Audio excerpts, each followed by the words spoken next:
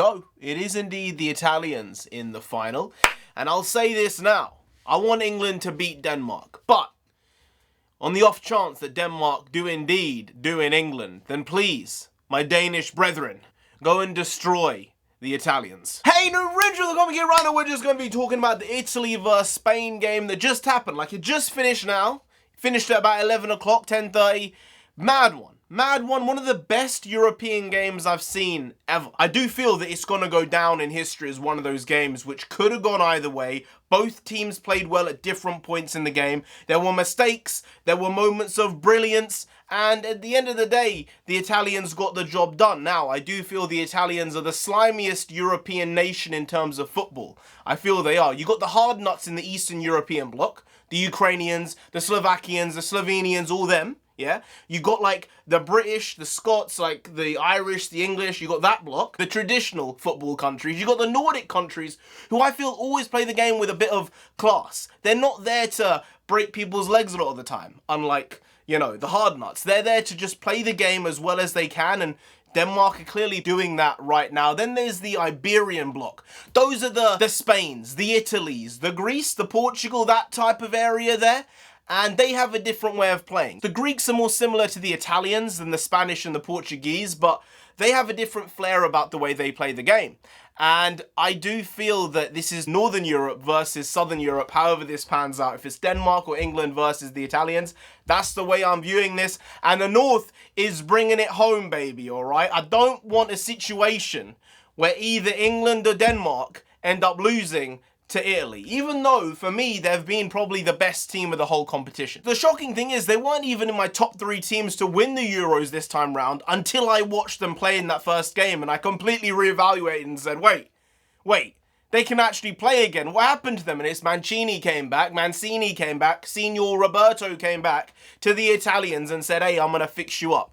And he's done a job on them. Apparently, they haven't lost a game for like 30 games. It's madness. That's something I never knew could happen. Like, a team could not lose. That's invincible level stuff. But I'm sorry. Denmark or England are gonna do you in, and I cannot wait to see it. Please, please, please just let that happen, because I cannot have the Italians winning. I just can't. Yes, they're a great team. They have a bunch of good players, but they're so sleazy. They play so well anyway. They don't need the sleaze, but it's just inherent. It's what they do. It's who they are. I can't change that. You can't change that. That's hundreds, thousands of years of sleaze down in the Italian sewers. Maybe I'm taking it a bit far. Maybe I took it a bit far there, but I do feel that the final is going to be a very, very unique spectacle, considering it's the first time when everyone's going to be allowed in the stadium. The world's coming back to actual normality, apparently, and the Italians are going to lose. So there's also that. But I do feel when the game went to penalties, Italy were always going to win it. It seemed like they had the mentality to do it, whereas the Spanish, specifically the goalkeeper, Unai, just seemed a bit off kiln. He didn't seem right, whereas you had Donabucci, Bellucci, Tagliatelle, I don't know, all right? I don't know the name of the guy. Oh, Donabura? No, what the fuck is his name? I don't know who the keeper is, all right? But he's a sleazebag as well. I don't like him. I don't like a lot of people, to be fair. That's my general consensus on life, and if anything, COVID proved that and disproved that at different points. But yeah, I thought he definitely looked like he had his shit together more so than the Spanish keeper. You can't really blame the keepers, though, at the end of the day. It is for the attackers to score the penalties, and when Morata did come up to take it, again, it's simple things you do when you take a penalty. You don't let your run-up be straight. When you do that, you're leaving all the options open for the keeper. I never like it when a player runs up straight to a penalty or has a super short run-up. Both those things are no's. But I do feel that, you know how Jorginho takes his penalties? It's how he's taken them for years, but the hop, skip, jump, I don't think it should be allowed. Because nowadays, if a keeper is off his line, you know, the attacker can take the penalty again. But if you're doing a hop, skip, and a jump, the keeper is going to commit one way or another. And if the keeper does end up saving that goal, he's inevitably going to be off his line because of the hop and the timing of it, which means the attacker is going to get to retake the penalty in most cases, I would think. So for me, the hop, skip, and the jump should not be allowed, considering the restrictions that are on keepers nowadays. And I don't think it's fair. I think you're giving too much power to the penalty taker rather than the keeper. But it's Italy in the final. Denmark or England, one of those teams are going to get it done. You got the mighty cross in there one way or the other.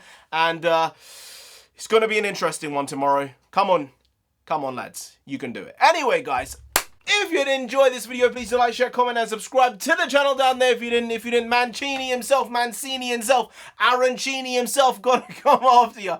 You don't want that. No, you really don't. So just subscribe anyway to avoid that. I've been NarendraTheComic. You've been Graham. We'll see you next time. That's tomorrow. If you don't know, make a video every single day. Been doing it every day for over 1,000 days now. We ain't stopping till we get to 10,000 subscribers. So do subscribe. Pop back again tomorrow for some more quality shitty content, because we're hashtag never not here. Just how it goes. Also bring the bakwas. Bakwas means nonsense in Punjabi, and we also bring that.